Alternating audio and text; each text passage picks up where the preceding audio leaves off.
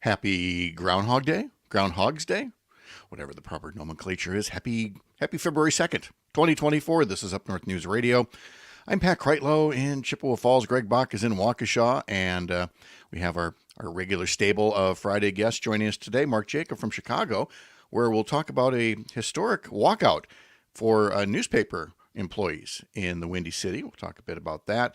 We'll talk about how some experts for the Wisconsin Supreme Court have evaluated all of the various proposals that would draw new maps for the Wisconsin legislature, and the consultants did not have nice things to say about a couple of the Republican proposals that were turned in. Keya Vakil will join us as well. Dan Schumacher, Brittany Merlot will have our forecast, and we'll wrap up our conversation with 3rd Congressional District candidates by talking to Eric Wilson coming up at 7:05.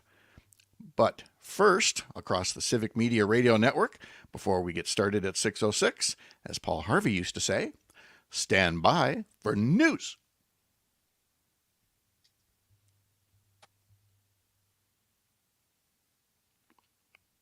U.S. plans to attack Iranian sites in Iraq and Syria in retaliation for the drone strike that killed 3 American soldiers in Jordan. President Biden will comfort their families at a dignified transfer at Dover Air Force Base today.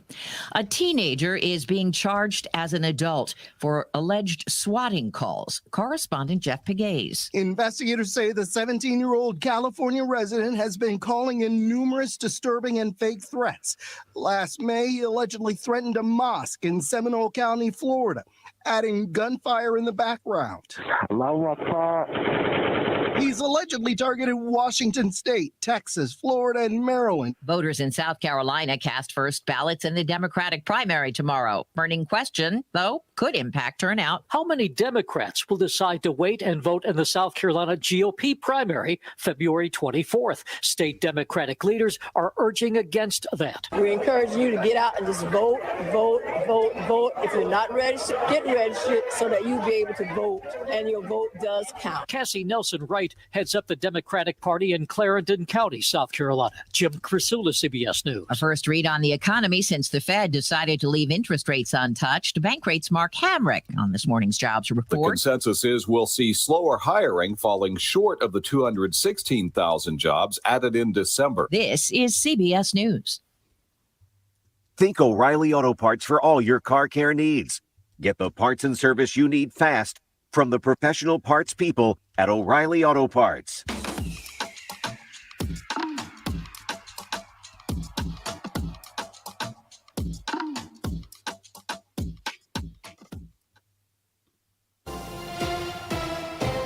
For Civic Media News, I'm Nate Wuggehout. Here's what Wisconsin needs to know. Museums in Wisconsin are scrambling to comply with a new federal rule that makes them get permission from tribal nations before displaying certain Native American artifacts. The new rule means significant changes for museums in other parts of the country, but less so in Wisconsin. The universities of Wisconsin may not be done closing in-person classes at 2-year branch campuses. I anticipate there will be more 2-year campuses closed down. It's going to be painful, though. I think Jay and the Board of Regents are doing the best job possible. Governor Evers speaking at a WISP Politics luncheon this week. A total of 4 2-year colleges will stop offering in-person classes after this spring. I'm Nate Wuggehout, Civic Media News.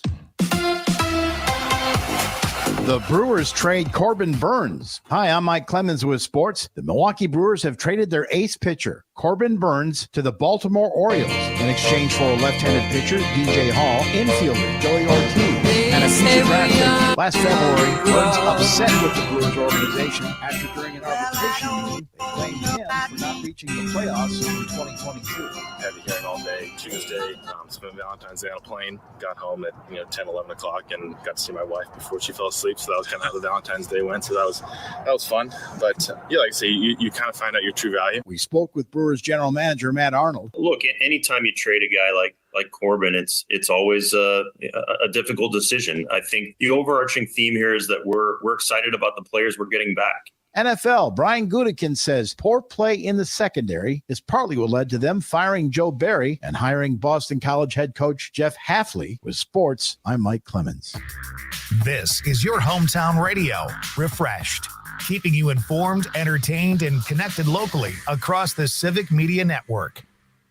A mix of clouds and sunshine today. We'll get to 38 for a high this afternoon with wind out of the northeast at 5 to 15. Tonight, partly cloudy. We'll drop to 32 for a low. Tomorrow will be sunny with a high of 39. Sunday, sunny and a bit warmer with a high of 42. I'm meteorologist Sean Cable. Temperature now 30. Hey everybody, this is Todd Albaugh at noon on Friday. Trigby Olson is in the host chair. Don't miss it. Gonna be a great show right here on the Civic Media Radio Network.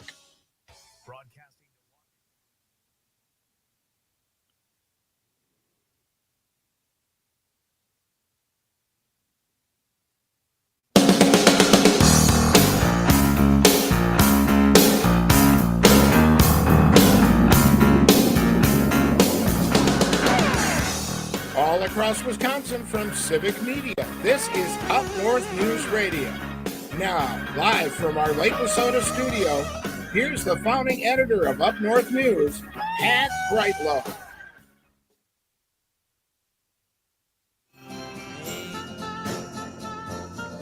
I got you, babe. Okay, campers, rise and shine, and don't forget your booties, because it's cold out there today. Not hardly, and you can expect hazardous travel later today with that, that blizzard thing. That blizzard thing. Oh, well, here's reporting the National Weather Service is calling for a big blizzard thing. Yes, they are, but there's another reason why today is especially exciting. Especially cold. Especially cold, okay, but the big question on everybody's lips, on their chap lips, rather, do you think Phil is going to come out and see a shadow? Punxsutawney Phil. That's right, Woodchuck Chuckers, it's Groundhog Day. Boy, that did not exactly go like it did in rehearsal. Oh, wait, we didn't rehearse that. We didn't rehearse it. I totally didn't realize there was a whole other part to that. a whole page 2. Well, that's the end of my theater career, everybody. Well, that's it. The Up North News Radio Performing Arts players have concluded their session for today. Hey there, Wisconsin. Good morning. It's now coming up on 6:08, and yes, it's February 2nd, 2024, Groundhog Day, and another beautiful day to welcome you here up north, live from Lake Wissota, and wherever you're listening across the Civic Media Radio Network, the app, social media, podcast. Great to have you along today. Greg Bach is down there in Waukesha, playing the role of winter because it's the little light snow down there, so it's got to be snowing somewhere. So look at Roger on Facebook. You know what, Roger? Don't quit your day job. You know what, Roger? You're right. Yes, he is. Oh, I hate when he's right. I have been with that song going through my head, the Sonny and Cher one, because I made a TikTok video yesterday about Groundhog Day. And about how the Wisconsin legislature, they've been working on a tax cut for the very wealthy. And then Governor Evers would veto it. And then they came back a second time and then he vetoed it. Then a third time. And I thought that has the makings of a video. So I was very fortunate that Sherry was home, could be my photographer, so I could put on my proper jammies and get out of bed a few different times. And that was how I spent my yesterday, was working on a Groundhog Day themed video. Excuse me, I'm gonna go look up your TikTok account right now. I hope that you enjoy it. Coming up on the program today, we are going to continue our series of interviews with candidates in the 3rd Congressional District.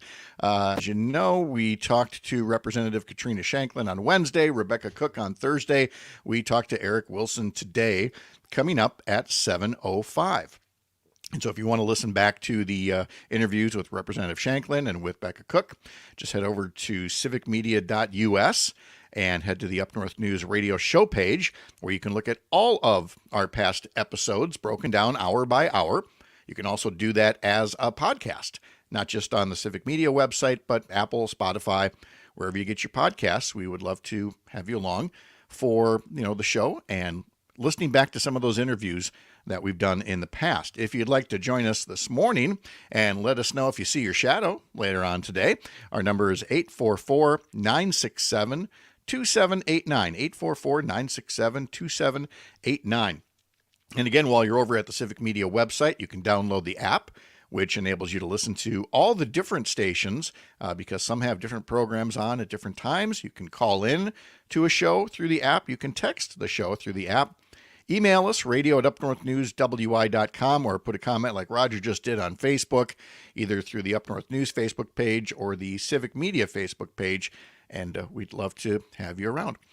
Also, coming up, we're going to talk about how for more than a decade, voters have been subjected to gerrymandered maps when choosing members of the Wisconsin legislature in the Assembly and the Senate. Now, not only are the current gerrymandered maps going away, but two experts working on new boundaries have already weighed in on the two proposed Republican maps as being about as bad as what's in place right now. So quite the smackdown on conservatives who don't appear to want to go willingly in the job of bringing fairer maps to Wisconsin voters. A theme in our second hour is why newspapers can't have nice things. The Milwaukee Journal-Sentinel becomes the latest news outlet to, I would say belatedly, shut down its comment section, succumbing to the already obvious notion that when it comes to comment sections, it is impossible for the few to grow flowers in a place where so many are willing to dump their manure. And in Chicago, newspaper workers stage a historic walkout to protest corporate ownership that has slashed and burned a once proud industry. So all of that coming up, as well as a few sports notes. If you maybe heard it from Mike at the top of the hour there, or maybe you didn't, Corbin Burns is no longer a Milwaukee Brewer. And the Badger men's basketball team had a collapse of literally historic proportions that we'll get into as well. It's just one of those days, Greg, where as I was looking at the various coffee mugs, I just said today was a Roy Kent coffee mug kind of day. Because again, I can hold up whistle. I can hold up the Roy Kent coffee mug, but I can't say some of the things that Roy Kent says that dance through my head this early in the morning. Don't worry. Well, no, I don't have the censor button. Never mind. No, don't do it. No, please don't. No dump button. Hey, you have it's Friday, so you have a weekend of things to do. In that other gig of yours over at the Laughing Tap, what you doing? Well, first I'm going to drink a drink to our friend Corbin Burnson, who... Oh, I was going to get not Corbin Burnson. Sorry. Although he was in a baseball movie, so that would work out well. But anyway, So Laughing Tap this weekend, we have Josh Adam Myers here. He's coming back. He was here last year. Very, very popular, very fun. Kind of a rock and roll element. He did a show where you do stand up and then you wouldn't karaoke. You would sing a song with a live band. Oh, I would love to do that. Yeah, it's on. I think you can watch it on Paramount Plus. And but he's gonna come. He's gonna do a stand up, and then after, like he always has music at the end of a show. It's a lot of fun, high energy. Tickets are available for tonight's show and tomorrow's late show, but I believe tomorrow evening early is sold out. But laughingtap.com. Laughing Tap, wearing the t-shirt, wearing the hoodie. Oh, wearing the hoodie. Representing. And good job. Representing. So, yeah, it's going to be a fun time. And then Maybell, obedience class number 2. Ooh. Is it a class in number 2, or is it just the second class, right? No, I wish someone would help her with that. Oh, my God. Yeah. Temperatures around the area look like this at 6:14. It is 24 degrees up here on Lake Wissota, 25 in Hayward. Park Falls at 20. Wausau, 27. And a few places are reporting some fog, potentially freezing fog. And in Waukesha, there's some light snow falling there. Green Bay's at 31. La Crosse, 31. Wisconsin Rapids, 28. Oshkosh, 31 degrees. Madison, 30. And it's 30 in Waukesha as well. So, yeah, let's get to the couple of notes about sports here. First off, in Nebraska last night, the Cornhuskers erased an 18-point second half deficit to beat the 6th-ranked Badger men's basketball team in overtime, 80-72. I was watching up until halftime, and, since the year 2000, when Wisconsin has been up by 15 or more points at halftime, That's happened 120 times since 2000, and their record was 120-0 until last night. In the second half, the Badgers had only 11 field goals, but 10 turnovers, maybe getting ahead of themselves and looking toward that game on Sunday in Madison when they host second-ranked Purdue, and instead lost to lowly Nebraska in overtime, not the way that they wanted to carry any sense of momentum into their game coming up this weekend with the Boilermakers. And in baseball news, Corbin Burnes is gone and Baltimore bound. The Orioles acquired the all-star right-hander from the Brewers last night. Milwaukee gets left-hander D.L. Hall, infield prospect Joey Ortiz, and a draft pick in exchange for Burnes, the 2021 National League Cy Young Award winner. Burnes has been pretty public about how this was probably going to be his last year as a Brewer, and then he could walk away, so the Brewers get something for him. But the trade of Burnes and the decision to let Brandon Woodruff become a free agent means the Brewers entered the 2024 season without the two cornerstones of their rotation, Mr. Bach, which I know many people are not taking well. I'm again going to try to have the same attitude that I had with the Packer season of just enjoy, because there's still some young talent there. But I'm not going to lie, these hurt. You know, this was an amazing rotation. And yes, you still have Freddie Peralta and some others, but this one stings. I don't think Freddie Peralta is as strong as a starter. I don't think they're going to have him starting, of course. He's a relief pitcher, but I mean, here's the thing is I'm not surprised, but I'm still upset. And I think the thing that really upsets me is, I mean, Corbin Burnes went to arbitration over $650,000, and the Brewers, like the Brewers wouldn't say, "Oh yeah, we'll give you an extra $650,000 because you're worth it. You're one of the best players in the league." Yeah. And no, we had to go to arbitration over that, and to me, that was the end. I was surprised. I think everybody's looked at that and said, "What are you doing?" And obviously, Burnes made clear that he took that one personally, and rightly so. So yeah, you're right. It's not a surprise going back a year now, but still, not great. Especially with Craig Counsell up and going to the Cubs of all things. Yeah. So this I will think be we have some different strong year. prospects. I think we have some strong prospects, and I want to see what Hook is going to do with his team, because now he's got kind of a team. Because when he came in as pitching coach, he had all these guys that were there, and now it's sort of maybe a new, fresher lineup he can mold from scratch. So we'll see. Here's hoping. I'm willing to be surprised and again still just enjoy. Again, any day with a good baseball game on in the background is a fine day by me. The Milwaukee Bucks are in Dallas tomorrow. You can catch that game across the Civic Media Radio Network on Oshkosh Air Support, News from the Center in Richland Center, Lake Air in Amory, WRGN in Racine, 98Q Country in Park Falls, and I believe locally grown radio in Wisconsin Rapids as well. And again, just to remind you, some Civic Media stations will have the Badger men's basketball game against number 2 Purdue coming up on Sunday. We'll talk about the new proposals to replace the gerrymandered maps for Wisconsin voters choosing their legislators in just a bit. All across Wisconsin on this Friday morning Groundhog Day. When you're here, you're up north, live from Lake Wissota on the Civic Media Radio Network.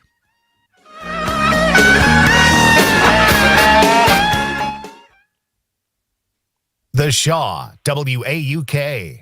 What's on your to-do list? Check your mail? Get groceries? How about getting your annual vaccines? We can help you check that off. You've got this. Yes, you do. Because we've got you. With local vaccine events and access to transportation, protecting yourself and your loved ones is not a chore anymore. You've got this.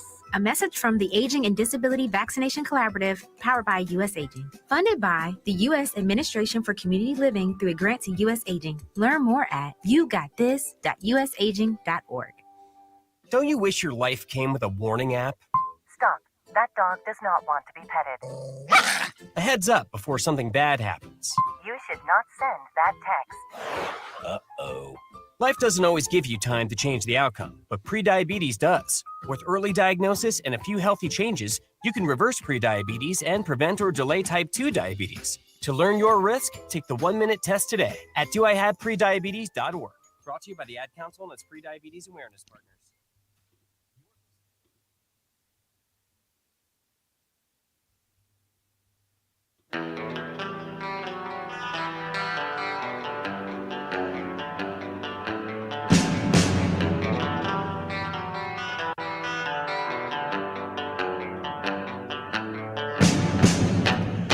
Graham Nash of the Hollies figures into today's history lesson, coming up in about a half hour here on this Friday morning on Up North News Radio.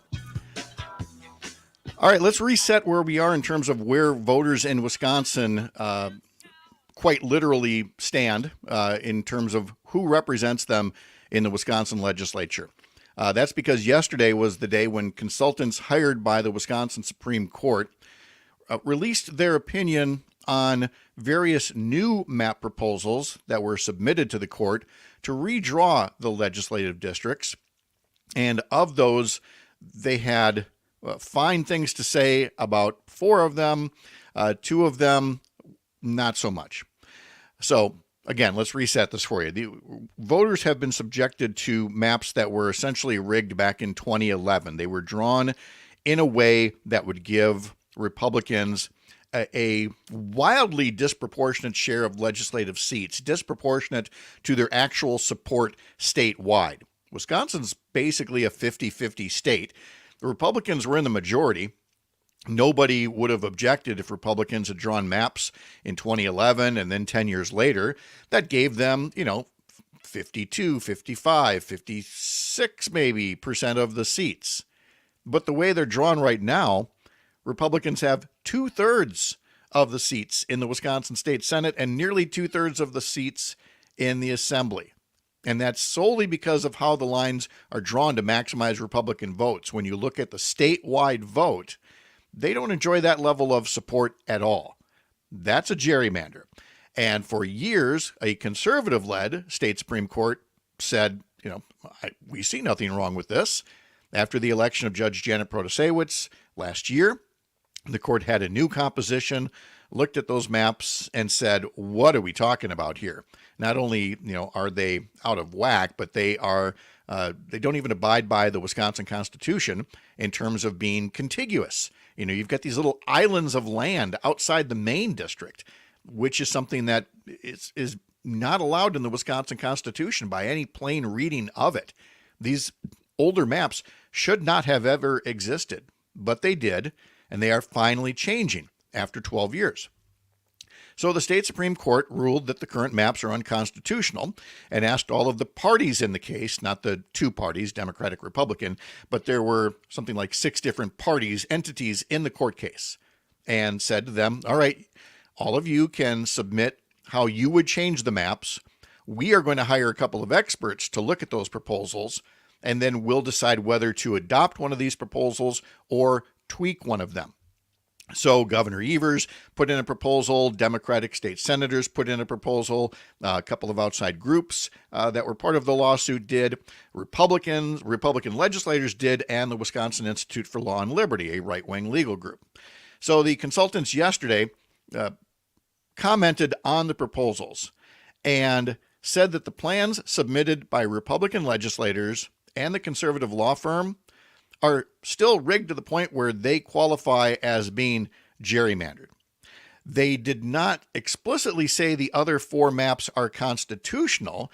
They simply said that, you could improve upon any of those 4 maps and make it even more balanced. And it's up to you, justices on the court, to tell us, do you want us to tweak these, or do you want to do the work yourself?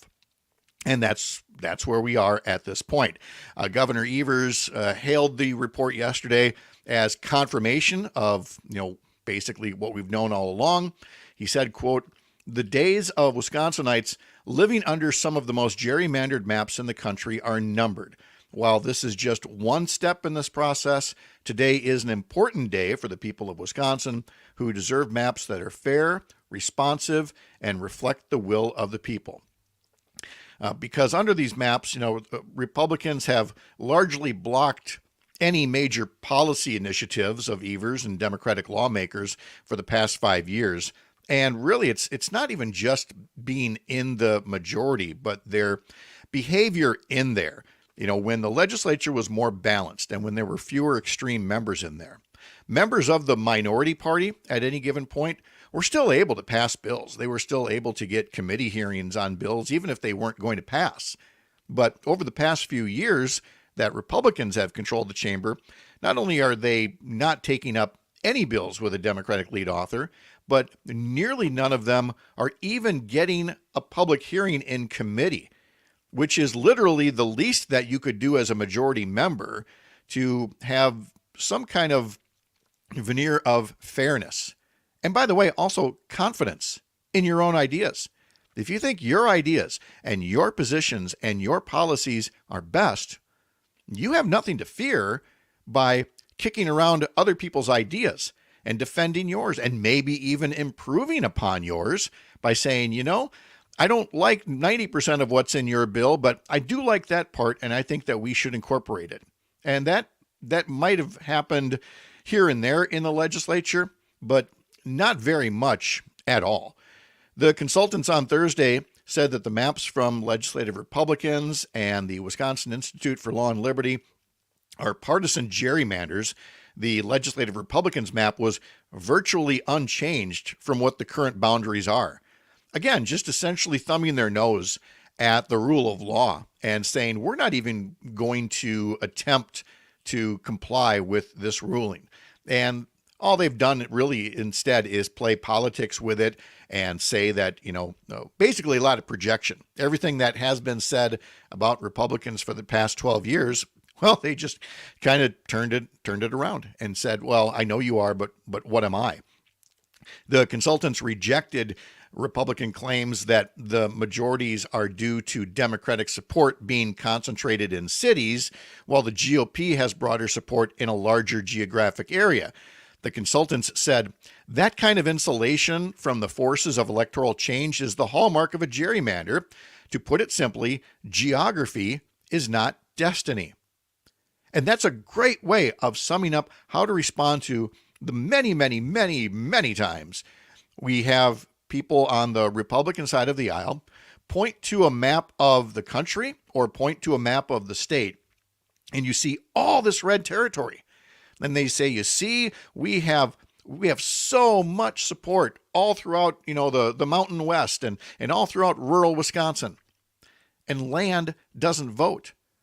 Instead, there has been, for more than a decade now, this constant belittling of Wisconsin voters and American voters who live in cities, that cities are somehow less worthy of equal representation.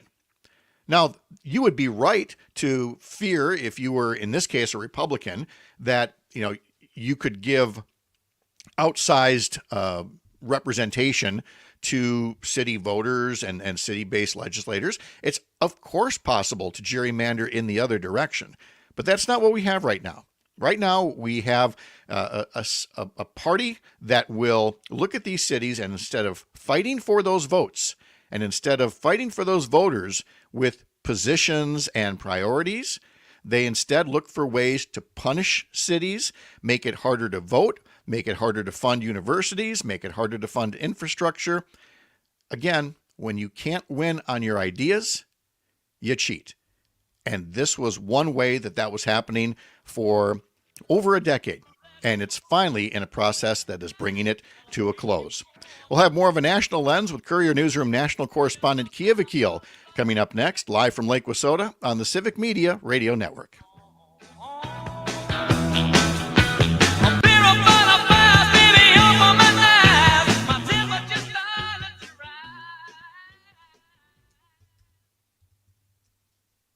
The Shaw, WAUK. This report sponsored by Current Electric, home of the superhero. Current Electric, a pioneer in solar energy for residential and commercial in the state. Go to callcurrent.com.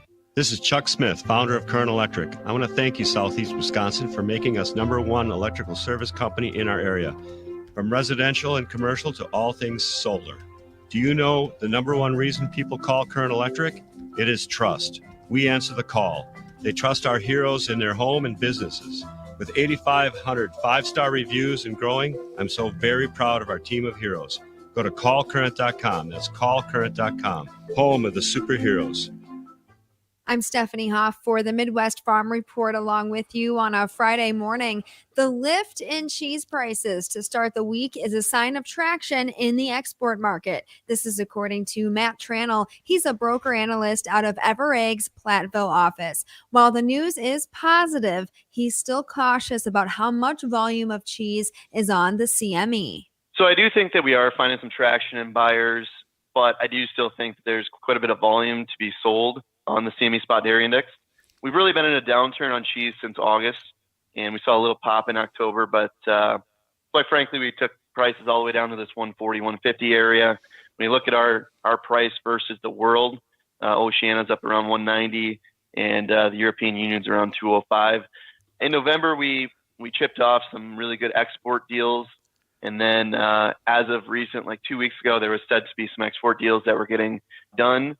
And so, yeah, I do think we've cleaned up our spot inventory a little bit. Matt Tranel along with us. He's a broker analyst with Everegg working out of their Platteville office. You can listen to the full conversation with Matt at MidwestFarmReport.com. Just click on our podcast page. Stick around for a look at our markets next.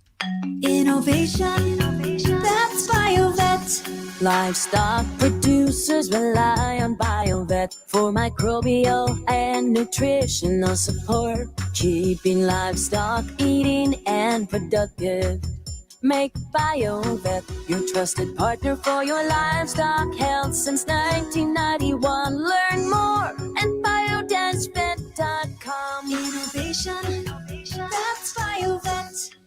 We're exploring farming in the last frontier, Alaska. Come and join us. Hi, everyone. I'm Pam Yankee. The date's August 22nd through September 1st. We'll visit a variety of Alaska farms, including a private boat excursion to experience a shrimping operation. Of course, you'll get all the majestic scenery and impressive wildlife along the way. Visit holidayvacations.com, keyword Pam, for more information and to watch a travel video, or call 888-557-1020 today. On the close yesterday from Chicago, cash corn was down a penny at $4.47 1/4. December new crop corn also down a penny at $4.79 a bushel. Soybeans faded in the double digits because of low export demand. Cash beans down 19 cents at $12.03 1/4, and November new crop beans closed down 14 1/4 cents at $11.85 1/2.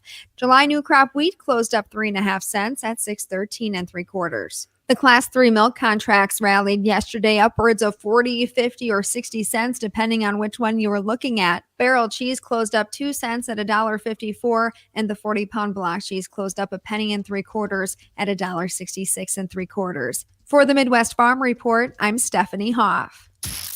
This is the Shaw WAUK.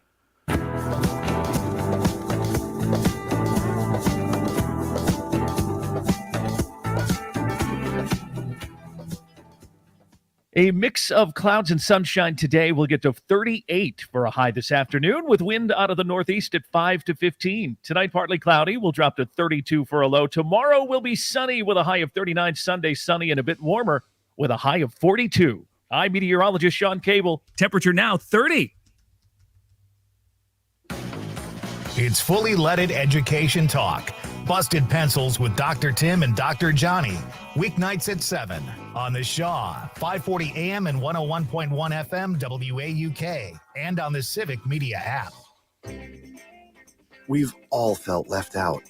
And for people who move to this country, that feeling lasts more than a moment. We can change that. Learn how at belongingbeginswithus.org. Brought to you by the Ad Council.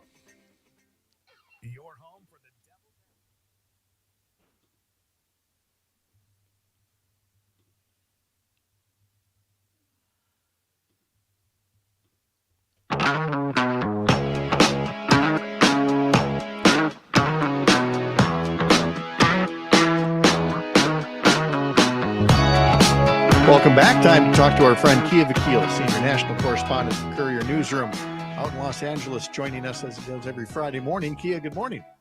Good morning, Pat. Boy, sometimes we talk about things that are happening in the dusty, hallowed halls of Congress or other Capitol buildings. just the archaic language and the traditions. And this time we're going to talk Taylor Swift. Because that seems to be the thing here, leading, for these 2 weeks into the Super Bowl. And really not so much about Tay-Tay and Travis themselves, but just this whole notion of how many folks love a good conspiracy, or I don't even know if love or just believe them or what have you. It's just been a week that really reminds us sometimes you just don't know what's going to drive the news. No, it is baffling the level to which the conspiracy theories surrounding Taylor Swift and Travis Kelce have taken over the right in the span of a week. We have media figures talking about how she's a government psyop or an agent of the Pentagon to help elect Democrats, how the playoffs have been rigged to help get them to the Super Bowl where she'll endorse Joe Biden, or to help because Travis Kelce was in a Pfizer commercial. This is all about getting people vaccinated and the relationship is fake. It is one of the most insane collections of conspiracy theories that I've ever seen. And that's saying a lot because these are the same people who spread QAnon and Pizzagate and the 2020 big lie. It's just a complete unreality of unrealities. It is. And if nothing else, we occasionally need these reminders that many of us still have Republican friends, conservative friends, and, they're not all as vocal as, say, Liz Cheney, but I couldn't even have told you who the governor of Utah is until this week. But his name is Spencer Cox, the Republican governor of Utah, who said the 2024 election is going to be bad enough, quote, without us making up stupid stuff to fight about. Just let Travis and Taylor do their thing, cheer for your team, cheer for football, listen to your music. Let's just take a deep breath and chill. And that, I got to say, is refreshing. It is. It will also not be heated at all because take a deep breath and chill is not something that the party of Trump does or is capable of. Trump himself is going to be out tens of millions of dollars because he literally could not stop himself from defaming somebody and attacking someone. Right. And so his party, his advisors, conservative media pundits, a lot of Republican office holders now are all they are incapable of that. And so they will continue to, make up things or spread conspiracies about people. And for them, I've noticed so much of what they do is it's about people. It's about attacking people. And it's almost a break for them that they're not attacking Joe Biden, but they're always attacking somebody. And I think actually in place of the president, you instead have Alejandro Mayorkas, the Homeland Security Secretary, who they're impeaching again for reasons that are almost conspiratorial. Yeah, I mean, we know that Republicans are going to use the border and immigration as a cudgel and as a political weapon. They have done it every time, an election is neared in the last, decade? Here comes a convoy. Yep. Yeah, here comes a caravan, here comes a convoy. And look, there are real issues at the border. Obviously, I don't mean to minimize them, but they are issues that can only be solved by legislation. And I apologize for the background noise. There's construction in my building that just began, but all good. They can only be solved by compromise and legislation. This is a purely political ploy to impeach Secretary Mayorkas. Because the border, what's happening at the border has many varying causes, including American foreign policy in Latin America for the last several decades. So Secretary Mayorkas is not single-handedly responsible for what's happening there. We see there's decades of, causes for this. And so, again, this is a political ploy. Trump has basically said he wants to prevent any sort of deal this year because he wants to use it as a weapon in the election. And I don't think it's a surprise that this is happening as the economy continues to improve and as consumers start to feel better and better about it. With the economy sort of no longer, clearly the far and away issue for people, Republicans need to give them another one, and that's the border. It is. And we've seen this, before over and over. Going to impeach a cabinet secretary is a bit of a twist on it. But again, there is a bipartisan group working on a way that would increase border security right now. And some people on the Republican side don't actually want to do it because it's an election year, which takes us to the other example we've talked about this week. And that is a bipartisan tax plan. And this one too is in jeopardy, although to be fair, it's as much in jeopardy from people on the left as from the right, it seems, based around whether the child tax credit is too low or too high. Yeah, so the House passed a tax deal on Wednesday, I believe, that would expand the federal child tax credit, not quite to what it was, when Biden passed it in 2021 as in the rescue plan, but expand it from what it is now, in exchange for some, business tax cuts. So obviously, Democrats support the child tax credit and want to make it more generous. Republicans support business tax cuts. I think where the issue is there's going to be a lot of hardline conservatives who oppose the child tax cut, and there's going to be a lot of progressives who oppose business tax cuts. And, in my mind, one of those is a little more justified than the other, but we don't know how the Senate will take up this legislation or if they will pass it or not. No, and I mean, it got, no votes from folks like, Gwen Moore here in Wisconsin as well, saying that it's, again, just not generous enough. Meanwhile, you've got Tom Tiffany saying that, it's a massive expansion of the welfare state and other such nonsense. So is it therefore not liked enough by both sides that it could go forward? I don't know. I guess stay tuned is all we can really say about that too. Two different efforts at bipartisanship that just may or may not take place here. Let's look about something that did happen in a very concrete measure this week, and that is the negotiation of drug prices with big pharmaceutical companies by Medicare. And that was because something did get passed in Congress, albeit back when Democrats controlled the Congress, and this was part of the Inflation Reduction Act, right? Exactly. So as part of that law, Democrats passed a Medicare drug negotiation provision, which effectively allows Medicare to negotiate down the cost of 10 expensive drugs that are really commonly used. We're talking things like Eliquis, which is a blood thinner. We're talking things like Jardiance and Xarelto.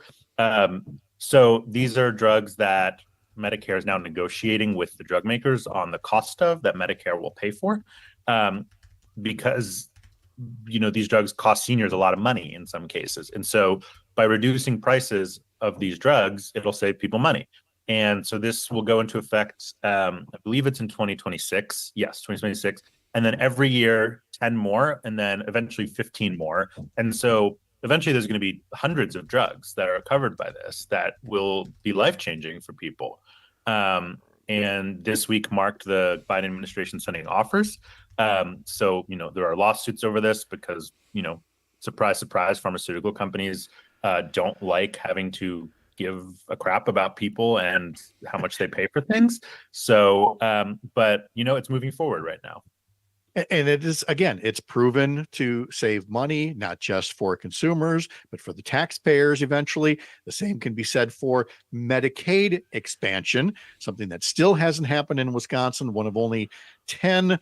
The rest are very, very red states. But maybe, when did we talk about it? Last week, North Carolina, it was Republican legislators who finally moved on expanding Medicaid there. Could this be happening in another state?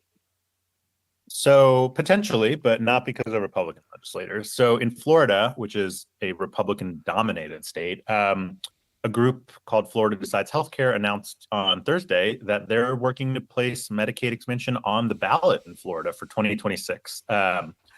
So Republicans, like in Wisconsin, have refused to expand Medicaid in Florida.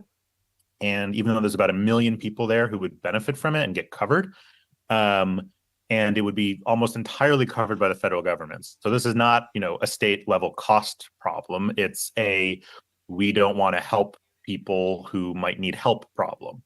And so this coalition is working to get enough signatures to place this on the ballot for 2026 to expand Medicaid. And, we'll see if that happens. I am sure, like they're trying to do with the abortion ballot, Florida Republicans will try everything to stop it. So, today it's just the beginning of this, but, within a few years, there is a chance that Florida could get expanded Medicaid. And then one other state where Courier Newsroom has properties, that would be Arizona, where you'd find the Copper Courier, following something where, again, you've got conservatives in state government pushing for something that would never fly in a more mainstream era. But the Arizona superintendent is pushing for content from something called PragerU in Arizona classrooms. What's that about? Yeah, so Arizona Superintendent Tom Horn is a far-right conservative. He announced a partnership this week with PragerU, which is basically a similarly far-right web outlet that creates online content to advance, quote, Judeo-Christian values. That sounds totally innocuous, but their videos, one of them includes Frederick Douglass. It's an animated video. He's the famous abolitionist, of course, where he tells children that slavery was a, quote, compromise, and that the founding fathers opposed slavery, even though many of them did have slaves, and then spreads the notion that the U.S. Civil War was fought over states' rights, in a statement that I'm sure Nikki Haley would agree with. But, this PragerU, this has happened in other states like Florida. These videos are not remotely accurate or educational. They are meant to subtly, and in some cases not so subtly, teach kids a right-wing ideology from a very young age. They're propaganda. They're basically propaganda. And that's what an Arizona congressman said. PragerU does not belong in Arizona schools. It's masquerading as serious educational resources when in reality, it's unaccredited right-wing propaganda.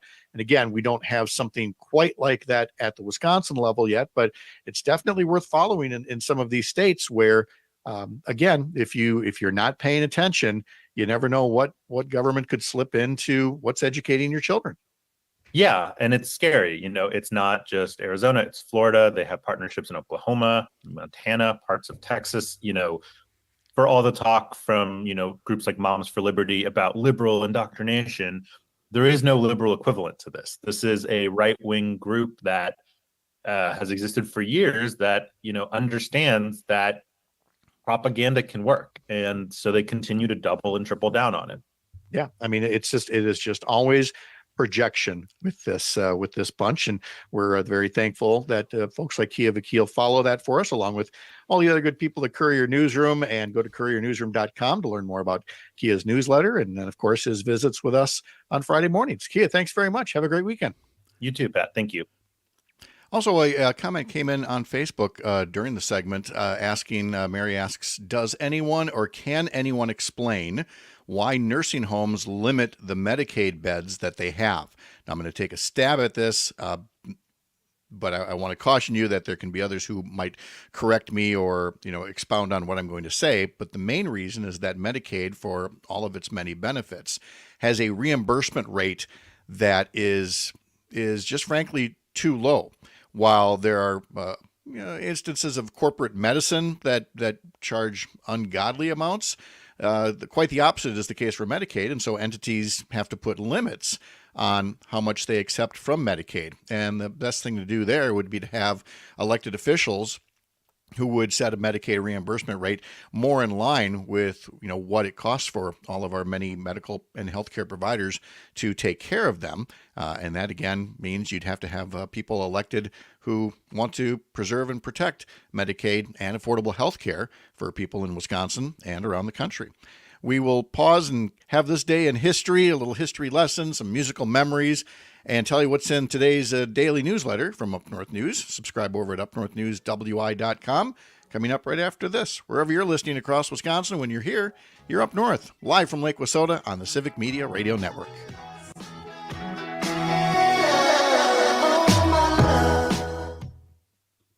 To the Shaw, WAUK. Why choose Reichert Realtors? Because your community is our community.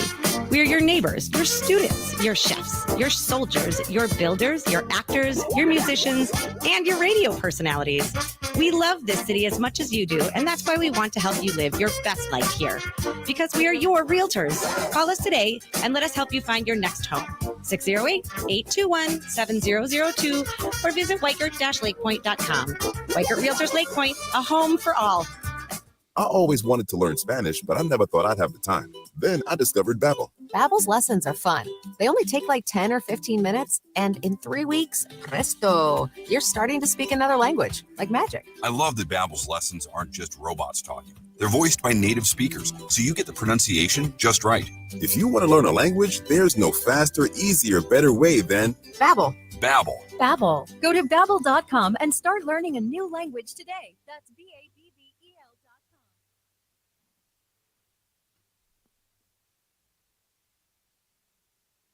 I'll light the fire. You place the flowers in the vase that you bought today. Happy birthday to Graham Nash, who turns 82 today. Before there was a Crosby, Stills, Nash or a Crosby, Stills, Nash and Young, he had founded the Hollies in 1962. We heard them a little bit earlier. He left that group in 1968. Christy Brinkley is 70 years old today. Former Packer Donald Driver is 49 years old today. It's also the birthday of somebody who you've heard something about her, but you don't really know her.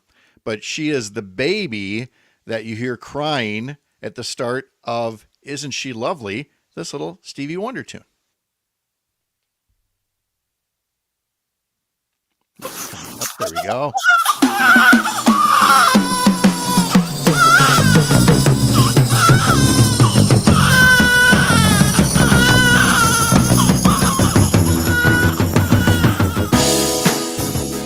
That's from the album version of Isn't She Lovely by Stevie Wonder, singing about his firstborn child, his daughter Aisha, who was born on this day in 1975.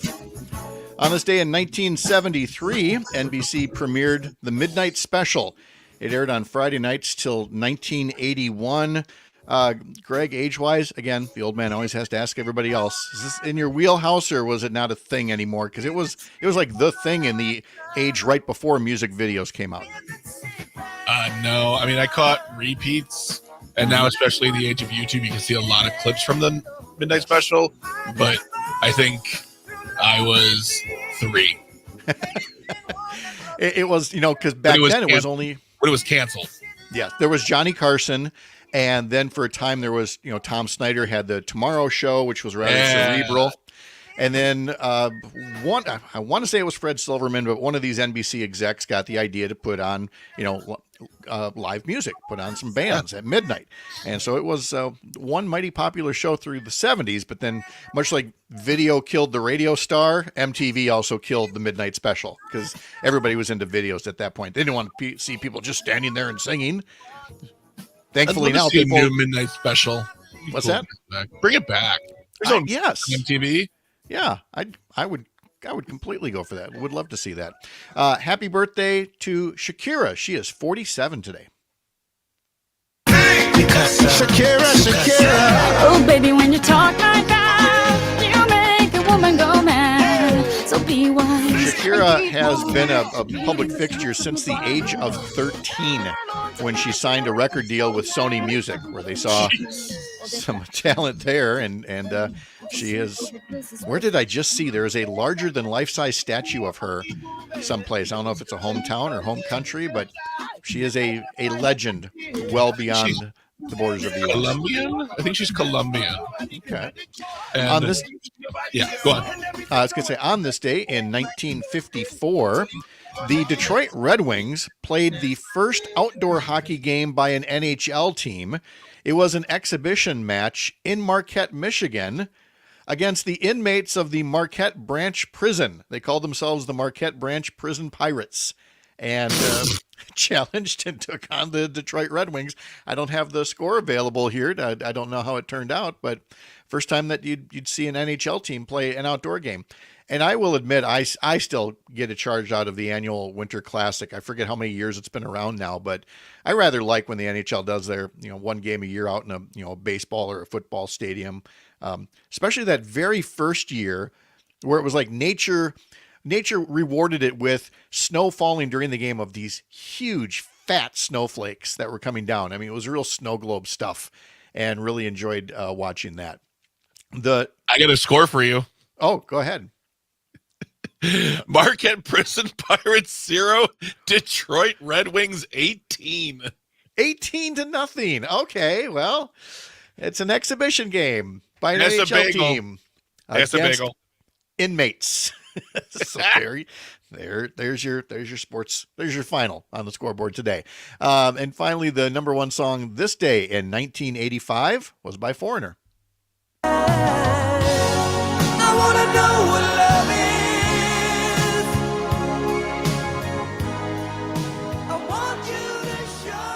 Now, I can only attribute this to song facts, as Greg continues to provide interpretive dance moves for us. According to song facts, this is the first song with a gospel choir to top the chart. Oh, okay. So, I mean, certainly not the first one to chart, but I guess of all of the number one, all the songs that hit number one, first one with a gospel choir in the background. And again, I'd love to know the story of that one. I don't know who the producer was or whoever, and said, I know what this needs, in the background. So good on them. This is National Bubblegum Day. This is National Tater Tots Day. Give me some tots.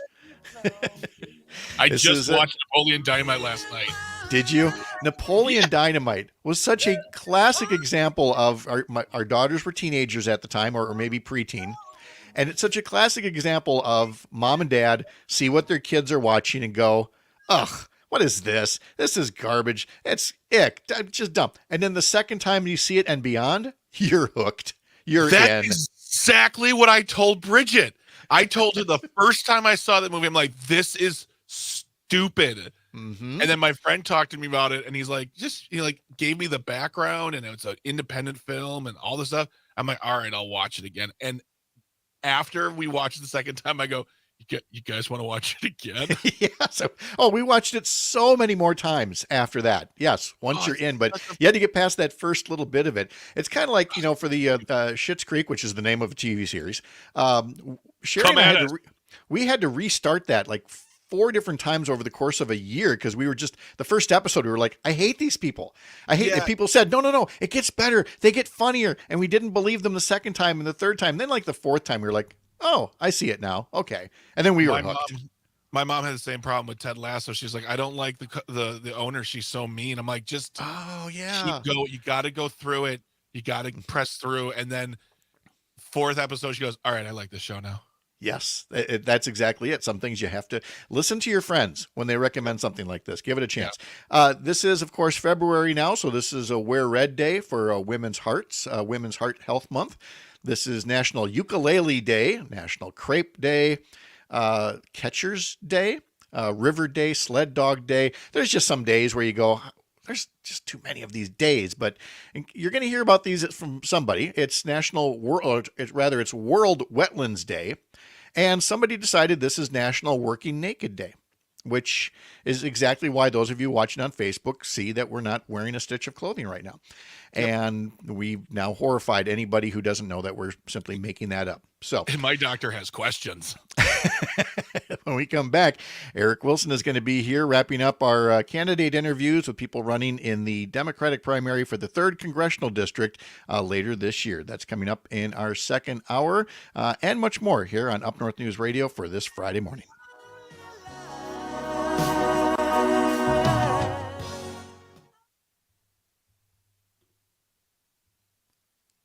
This is The Shaw, 540 AM and 101.1 FM, WAUK.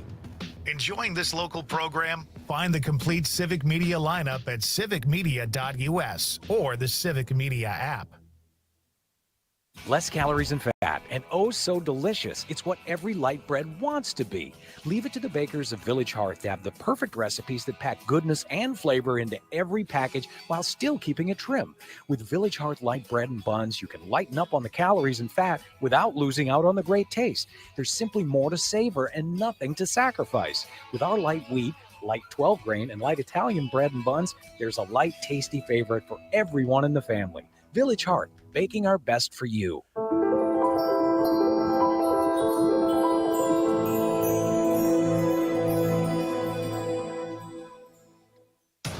You're listening to The Shaw, WAUK 540 AM Jackson, W266DR Waukesha, and always streaming on the Civic Media app.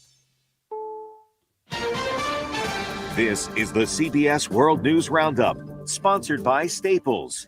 I'm Deborah Rodriguez. We begin in Clearwater, Florida, where fire officials say a small plane crashed into a mobile home park overnight, killing several people. It's sad, and I'm praying for the people that were involved. The FAA says the pilot radioed for help before the plane disappeared from radar just short of the local airport. Deaths both in the plane and in a home it hit. I just come out because I wanted to get everybody out, but the heat was horrible. From north to south, Californians are swamped after a powerful storm that caused damage up and down the state. Team coverage begins with CBS's Carter Evans. In Long Beach, drivers needed help getting to dry land after their cars wound up submerged up to their roofs. This area just south of Los Angeles received nearly a month's worth of rain in just 12 hours. I've been living here for like 3 years. I've never seen it like this. I'm Elise Preston here in Northern California's wine country, where crews have closed off roads, keeping drivers away from floodwaters. Several wineries are underwater today after the Russian River swelled and overflowed. A more powerful storm is lining up to hit the Southern California coast Sunday. Overseas, at least 3 people were killed in Kenya when a truck loaded with gas exploded and set off a massive fire that burned homes and warehouses in Nairobi. The BBC's Ann Soy reports from the capital. Smoke is still billowing from some of the structures here that many of them have been completely destroyed. I can see charred iron sheets. The Red Cross says more than 270 people were injured. President Biden joins grieving families at Dover Air Force Base today for a dignified transfer honoring the 3 American service members killed in an Iran-linked drone attack in Jordan. Military consultant Jeff McCausland on the retaliation plan. The administration apparently wants to go in where the targets can be identified visually and not go in at night or with heavy cloud cover that might obscure the targets. Iran's president says his country won't start a war but will respond if it... Hey there, Eric. How are you? Good morning. Thanks for being here. Good. How are you? Yeah, very good. Thanks. Okay, let's see. Let me bring you up full here for a second. Let's see. There you are. Oh yeah, look good, sound good. We're ready to roll with you. So what I'm going to do is I'm going to bring the commercial slide back up here, and I'm going to tuck you back in the waiting room. That way you don't have to worry about making noise during the commercial break. We've got a live weather report for the first couple of minutes, and then I'll bring you back up, and we'll go till 7:19. We'll take a quick commercial break, and then we'll come back and we'll wrap things up at 7:29. Awesome. Sounds good. I'll see you in just a little bit. All right. Thanks. Local Staples store.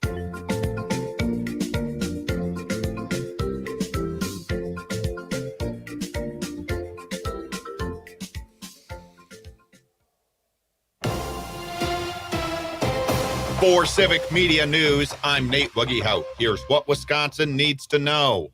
Museums in Wisconsin are scrambling to comply with a new federal rule that makes them get permission from tribal nations before displaying certain Native American artifacts. The new rule means significant changes for museums in other parts of the country, but less so in Wisconsin. The universities of Wisconsin may not be done closing in-person classes at 2-year branch campuses. I anticipate there will be more 2-year campuses closed down. It's going to be painful, though. I think Jay and the Board of Regents are doing the best job possible. Governor Evers speaking at a WISP Politics luncheon this week. A total of 4 2-year colleges will stop offering in-person classes after this spring. I'm Nate Wuggyhout, Civic Media News. Wisconsin Badgers lose in overtime. Hi, I'm Mike Clemens with sports. Men's college basketball. The Badgers on the road in Nebraska. The game going into overtime. Hepburn with 7 seconds left. Chucky a deep three. It's off the rim, no good. Gary the rebound, and Nebraska wins it in overtime by 8. And another court storm here in Lincoln as the 6th-ranked team in the country goes down.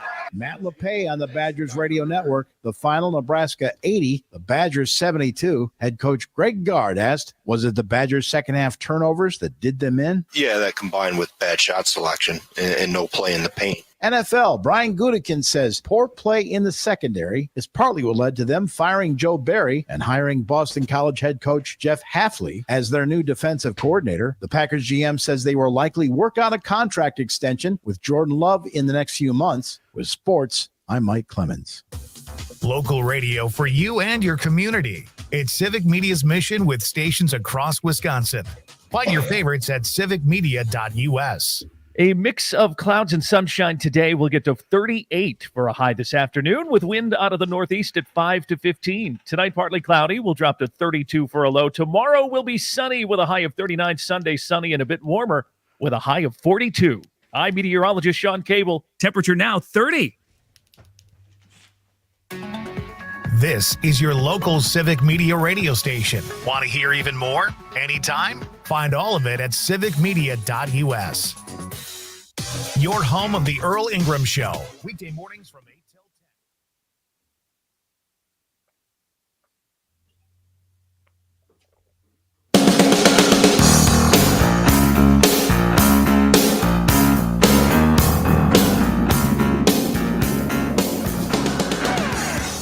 10. All across Wisconsin from Civic Media, this is Up North News Radio. Now, live from our Lake Minnesota studio, here's the founding editor of Up North News, Pat Kreitlow. On this Groundhog Day, February 2nd, 2024, and you got to like the sun's coming up a little bit earlier, day by day here. It used to be still pitch dark after 7:30, but now you can kind of see out across the field here.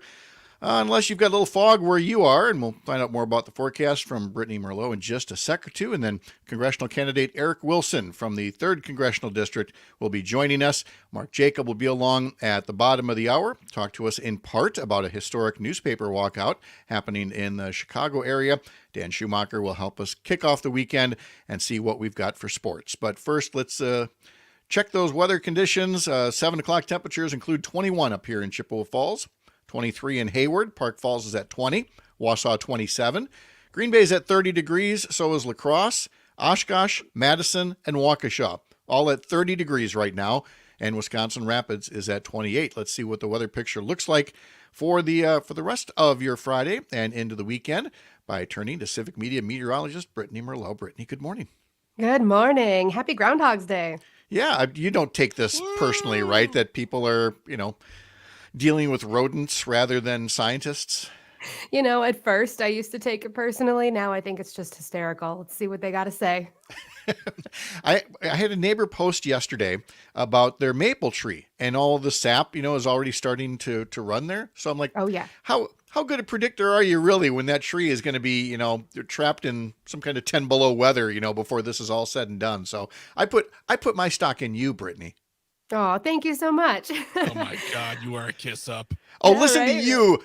Oh, look, Luke Mathers is behind you, Greg. Look. The very handsome, hardworking. And capable. And capable, yes. Luke is nothing if not capable. Now we get back to the weekend forecast. Here's Brittany. All right. So we are looking right now at temperatures in the 20s and 30s, but we've got a wind out of the northeast. It's making it feel more like the teens outside. So keep that in mind. It's a little crisp, a little frosty in some places as you head out the door this morning, but mostly cloudy too. Unless you're up in the Chippewa Valley, Eau Claire, you're seeing some sunshine peeking out. But the rest of the state under mostly cloudy skies, and we are going to stay mostly cloudy for a good chunk of today. A few pockets of sunshine are definitely possible. So I know Jimmy down in Sun Prairie, that groundhog is about to see if he can see his shadow or not. and I don't think he's going to see it. So that would mean an early spring for Madison. But of course, as we take a look at our weather outlook, we are looking at spring-like temperatures for at least the next 2 weeks. So yes, the sap in those maple trees are starting to run. I say tap them now because once the buds fill with sap, the tree starts to grow and it's over. So keep that in mind. We do have a possibility of mid-February, some colder air moving in, and of course, some snow potential too. Of course, we don't know how much just yet, but that is in the future. So there is still winter weather out there.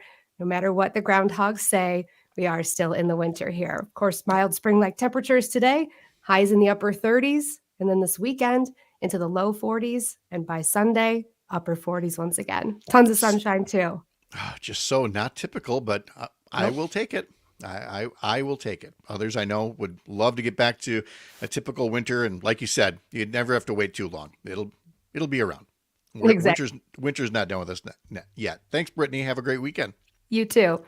All right. Now, another reminder that this week we are checking in with 3 candidates running in the Democratic primary for the 3rd Congressional District in western and parts of central Wisconsin. We talked to State Representative Katrina Shanklin Wednesday, Rebecca Cook yesterday, and joining us this morning to talk more about the race for Congress is candidate Eric Wilson from the Eau Claire area. Eric, good morning. Thanks for being here. Good morning, Pat. Thanks for having me. Yeah, we appreciate it very much having you here and getting a feel for what you're hearing from folks around the 3rd Congressional District, not only as a candidate, but how they are perceiving the current Republican incumbent, Derek Van Orden, what kinds of issues are on their minds. But as I did with Katrina and Becca, I wanted to start with just asking you what you've been up to as a candidate in terms of, traveling around the district, any events, any endorsements, anything that people need to know what's new for one of the congressional candidates. Yeah, what I've been up to.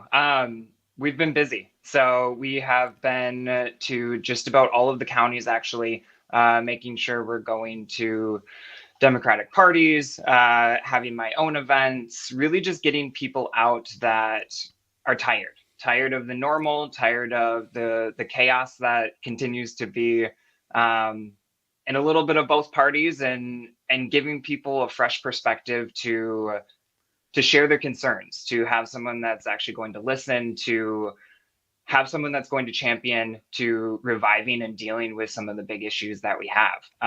And so what I've been hearing from a lot of people is they're worried about housing. They're worried about it being affordable. They're worried about not having enough in the area. They're worried about healthcare. I'd love to talk about the big healthcare, issue that we have here in Eau Claire. But that's not unique to Eau Claire. It's something that's across the state, across my district. Rural counties just don't have access to healthcare. And so as someone that has worked in healthcare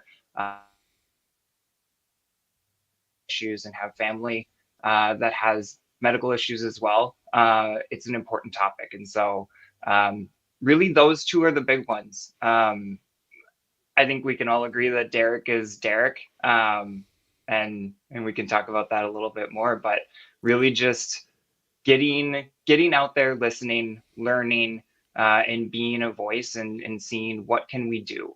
I think there's a lot of times that candidates or even incumbents are saying, well, we can't do that. And I'd like to flip that script and really say, what can we do and how can we do it? Because it's not a matter of if. We all know that we need change. It's a matter of how. And so really focusing on that and problem solving.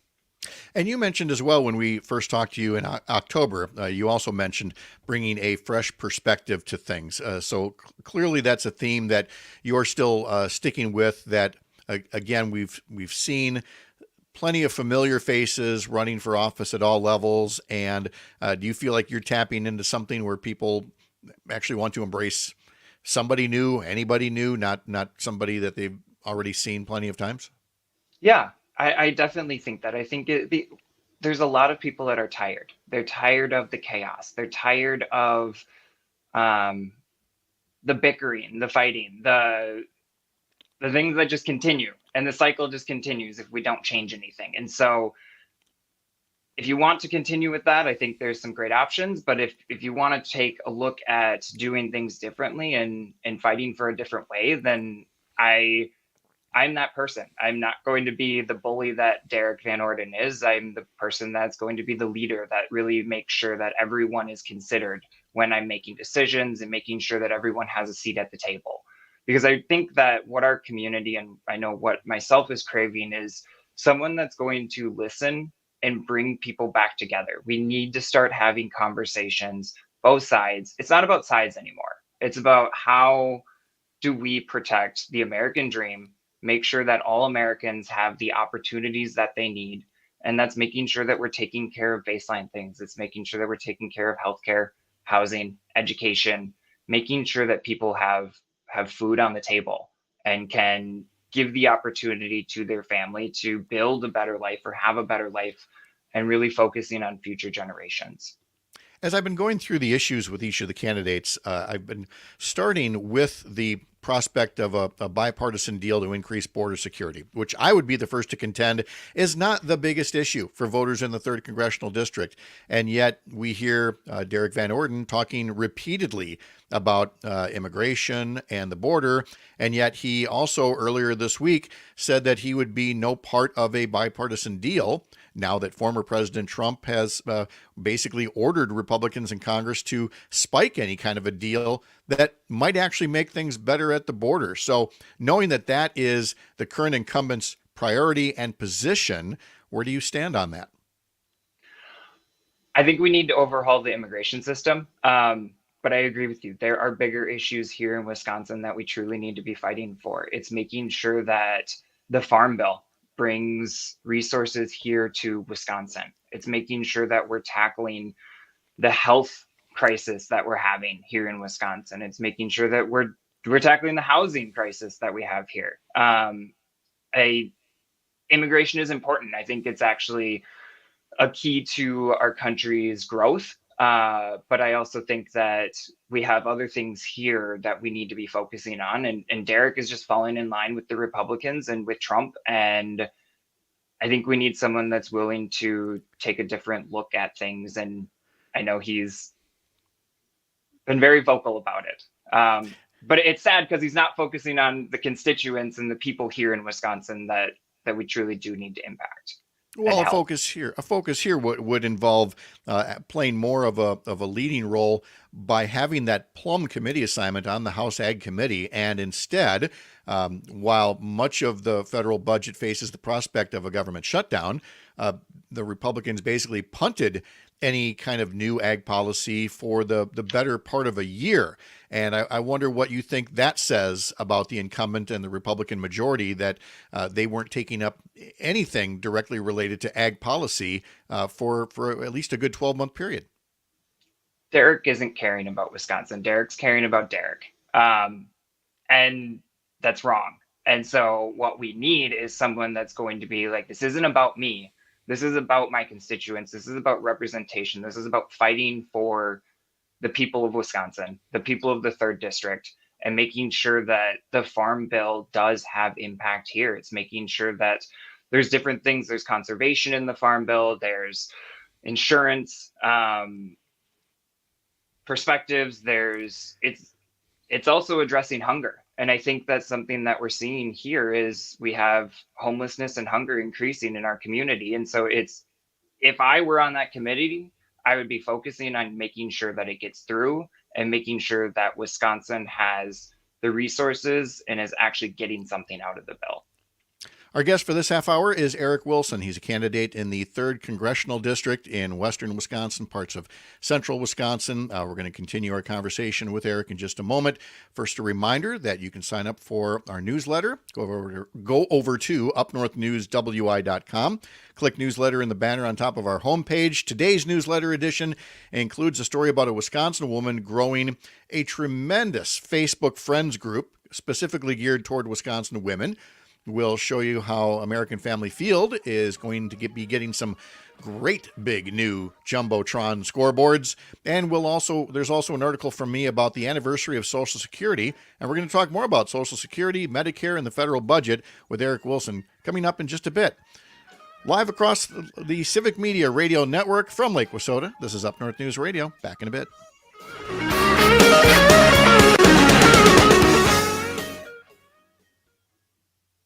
Shaw, WAUK.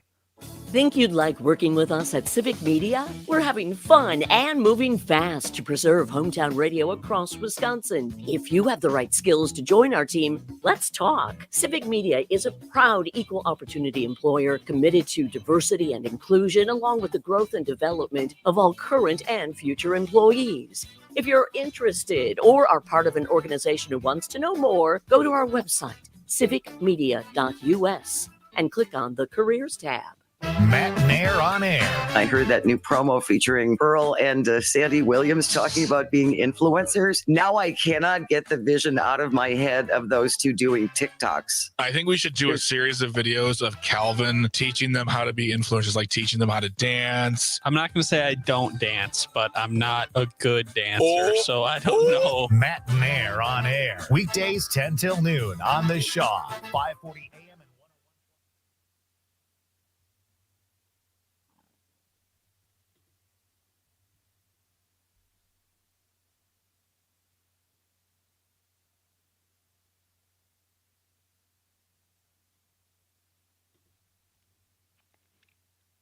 We're back now, continuing our conversation with congressional candidate Eric Wilson, running in the 3rd Congressional District in parts of western and central Wisconsin. All right, Eric, let's turn to the prospect of a government shutdown, which seems to have been a constant since the Republicans took over the House of Representatives about a year ago. And the fact that we're still in this weird sense of budgetary purgatory. What does that say about the current condition of majority Republicans? Chaos. That's the word. It's chaos. And it's true. They aren't focused on the people. They aren't focused on listening or talking. And they are just creating dysfunction. And that's exactly what we don't need and what we can't afford. We're in a critical time of our country. We're in a critical time of the direction of our country. And we need people that are going to listen, step up, work together, and figure out how we can move forward together. Also, in the area of what should be budget priorities, for Congress, we can talk about healthcare for a moment. We know that the newest statistics are out for 2023, and both nationally and in Wisconsin, there was record sign up for health insurance coverage through the Affordable Care Act marketplace. And the ways that we can either build on that to make healthcare more affordable to families and small businesses, or, as we keep hearing from the Republican side of the aisle, the need to repeal and replace, or simply to repeal. So what are you hearing, and what's your message in terms of affordable health care for voters in the 3rd District? Yeah, we need to do things differently. The only way that I would be okay with repealing it is if we were going to replace it with a Medicare for all. I don't know that expanding it is going to be a long-term solution. I think it's okay to make sure that there's improvement, but really the message that I am running on is Medicare, healthcare for all. We need to make sure that everyone has a baseline healthcare support. You shouldn't have to worry about going to the doctor for a cold and it costing hundreds of dollars. My aunt had a brain aneurysm, and so she has to have MRIs every year, and she just got the estimated bill and it's $7,000. And so her out of pocket is $3,800. And it's my father who has cancer and has his cancer treatments every month, and it's $1,000 for a shot. And how are we expecting people who are on fixed incomes, who may not have a job? We're seeing layoffs. When you have a layoff, you're not going to have access to healthcare. We can't have a system where healthcare is tied to jobs, and it's just not working. When you have big corporations that are for profit, that are sitting in the middle, taking their cut, everyone else gets left behind. And so we need to address it. We need to push harder on it, and we need to have a system that takes care of everyone. Well, as long as you've framed it that way, let me go ahead and put the ball on the tee because I know that with that kind of a position, it's not difficult to guess what the response is going to be, whether from Derek Van Orden or anybody of a conservative bent, is to say, okay, Eric, well, so you're in favor of government-run, socialized, taxpayer-funded medicine for all, so that everybody gets covered for everything, and my taxes are going to be out of sight with this socialist government-run healthcare, or some variation of that. You're going to hear that. I'm sure you've heard it already. How do you tell people more about your position and the benefits of it? Yeah, it's actually cheaper.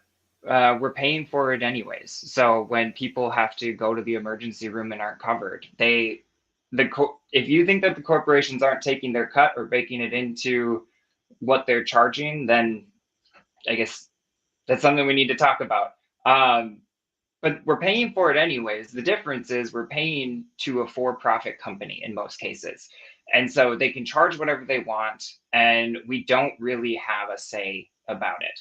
We're seeing the Biden administration there with the 10 prescription drugs that they're pushing back on, or I guess saying, here's our pricing. That's the power that we can have if we all stand together and say, hey, insulin shouldn't cost hundreds of dollars. It should only be $30. And so it allows us as a country, as a people, to determine the healthcare that we deserve. And it actually helps reduce costs. And so it's not this crazy idea. We see countries across the world that have baseline healthcare systems, some that are growing countries. Being America, being a first world country, we have the resources to do it. It's just a matter of building it out and accepting that. Going back to the American value of taking care of your neighbor, building your community, and that's truly what we need to get back to. And so for me, it's a values-based, and I want to take care of my neighbor. I want to help those that are struggling and make sure that everyone has health. If we don't have our health, we can't do a lot of things. We can't be a productive worker. We can't be a productive family member, and so it's something we need to focus on and address. On the topic of abortion care, we've mentioned for the past couple of days how Derek Van Orden accuses others of lying about his abortion record, and yet his explanation of it is keeps repeating the same lie over and over, that people who are for women's reproductive health rights somehow favor abortion up to or even after the moment of birth. So it's hard to take his position seriously. But tell folks more about your own view on women's healthcare rights, what needs to be done and what needs to be done differently than what Derek Van Orden is professing. Yeah, women deserve the right to their body. They should be the ones with their doctors making the decision. And so I am all for access to abortions, access to women's health, and support them and say, hey, it's your choice. I mean, it's not an easy choice regardless. And it's to say that he is for abortions after birth is a little silly to me, but it's not to make light of the situation of we have gone backwards. Women had more rights 50 years ago than they do today. And that's disgusting, and we need to fix it. And so I am a huge proponent of codifying the right to an abortion into law, and I think it's something that needs to be done right away. This shouldn't be something that waits. And then finally, if folks have heard more but they want to learn more about you, where would you best prefer, whether it's a website or social media or some other way for people to learn more about your campaign? Yeah, wilsonforwisconsin.com. It's also on the screen. It's WILSONFORWI.com. And it's also the same for my socials, Facebook, Instagram as well. And so I encourage everyone to reach out on social media or through my website. And I'd love to continue the conversation and make sure that your voice is heard, because that's the most important thing to me. Eric Wilson, thank you so much for the update. Glad we could check in again, and we'll look forward to doing it again very soon. Thanks, Pat. All right. And now another reminder that if you want to hear back to all three of these interviews with the candidates, again, we did those interviews on Wednesday, Thursday, and Friday. Just head over to civicmedia.us and look for the Up North News show page. Coming up next, we're going to talk to Mark Jacob, a rather historic walkout in the Chicago newspaper industry. We'll ask him about that and other media coverage of the day's big stories. That's all coming up next. You're Up North.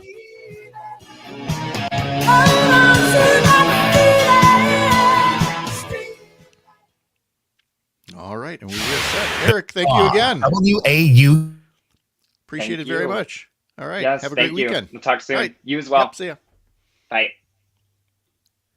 Hey there, Mark. Hi, Pat. How are you doing? Well, I'm good. How are you? Not bad at all. Really busy. I'll bet. Now, I have to admit to not knowing thing one. Other than that, there was some kind of a walkout. So I was just telling people that you'll tell us what exactly is going on Yeah, down I'm there. happy to talk about it. Yeah, that's Okay. the Chicago. I mean, Chicago Tribunal has only had a union for like 5 years, 5 or Okay. 6.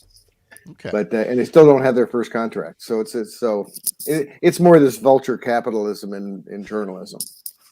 But it's a great subject, and happy to talk about it. Yeah, we're going to go there first. And then, again, just so I'm not throwing a curve at you, but the Journal Sentinel announced yesterday or the day before that they are shutting down their comment section, to which I said amen. And so we'll talk a bit more about the comment sections in news sites. That's a good issue. Yeah, and then Did they say why? Did they say why they were doing it? That it's it's impossible to moderate it and keep all of the the bad stuff out. So right. Okay, sounds good. I'm going to bring the commercial slide up full, and I'll be right back. All right, great. Prices over the past 3 years. So you have a moving target for that subsidy eligibility, which creates kind of a disincentive for farmers to get insurance through the Affordable Care Act. We think that we provide an opportunity for an existing product already available to thousands of families across the U.S. through Farm Bureau as a more consistent cost. Jason Munyaini is the executive director of governmental relations with Wisconsin Farm Bureau Federation. Their healthcare plan proposal was the main item they pushed this week for their Egg Day at the Capitol. Stick around for more agribusiness news coming your way. Innovation, that's BioVet. The end of harvest, snow-covered fields, and an early morning sunrise. Winter is a good time to evaluate your livestock's health. BioVet loves seeing healthy animals contribute to your farm's profitability. The knowledge and support from our team is here to help you make the difference in the health and productivity on your farm. Help your livestock stay healthy and call 1-800-BioVet1 or visit bio-vet.com. Innovation, that's BioVet. There goes Pam Yankee across Wisconsin in her Suburban truck. Thanks to our equipment. Check out the affordable, efficient, versatile tractor lineup at our equipment and ask for Mr. Versatile Chunk Gill. Keep up with Pam at MidwestFarmReport.com and on Facebook at Fabulous Farm Babe, on Twitter at Fab Farm Babe, or by downloading the Midwest Farm Report app. One of the top stories today at MidwestFarmReport.com is that 15 Wisconsin dairy companies are getting a dairy processor grant from the state. The purpose of the money is to help foster innovation and improve profitability for Wisconsin dairy processors. The recipients run the gamut from ice cream to cheese to butter processors. $500,000 goes into these awards, and then each business gets a maximum of $75,000. Again, 15 businesses got grants, but the state got 36 requests from businesses. You can see the award recipients at MidwestFarmReport.com. I'm Stephanie Hoff. This is the Shaw WAUK.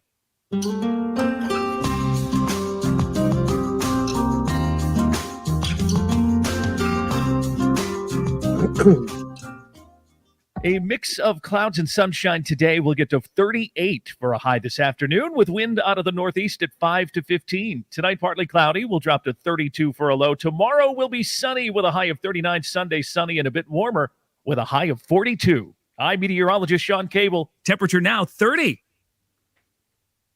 Nightlight with Pete Schwaba. I saw the Ramones in that place on their last tour. Oh, wow. I was doing the club next door, and we just walked next door after our show. Did you use the old "We're the Comedians" line? That's a big thing in stand-up. For those of you listening, comics will use that to get in anywhere. Hi, we're the comedians next door. We're the Thinking comics. like you're with the FBI or something. But sometimes it works. People are like, oh, that's so cool. Come on in. Oh, you're the comics. Yeah, come on in. Nightlight with Pete Schwaba. Weeknights 8 till 10 on your local Civic Media radio station and on the app. Waukesha.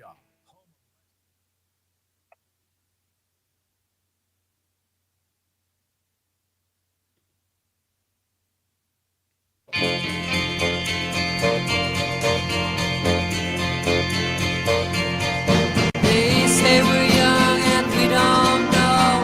Won't find out till. All right, Camp. No, we're not going to do that Groundhog Day movie bit again. Welcome back on this February 2nd, 2024 to Up North News Radio. Mark Jacob joining us now to talk a bit about the way things have been covered in the news and also the people who covered the news, which in Chicago involves something of, I guess, somewhat historic proportions in terms of a newspaper walkout. Mark, good morning. And what all is happening in the Windy City newspaper business? Well, the Chicago Tribune newsroom staff walked out for a day, which was yesterday. And it's the first time in the history of the Chicago Tribune that's ever happened. They only unionized, about 5 or 6 years ago, and they still don't have a contract. For people who are not familiar with what's happened in the newspaper industry, especially in Chicago lately, Alden Global Capital, which is a hedge fund, acquired the Chicago Tribune, the Baltimore Sun, and various other papers.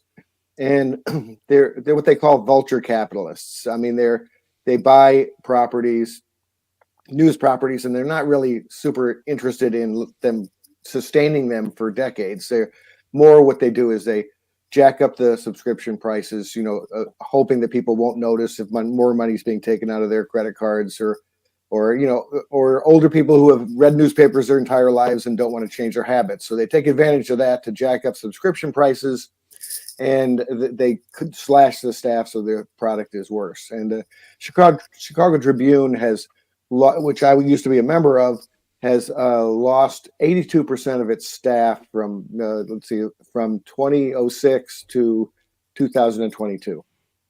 That's so it's a mere shadow of its former self. And the journalists who are still there are working really hard, and they can't get a deal from Alden Global Capital. So they did this one-day strike just to kind of show what they could do and to get people to take them seriously.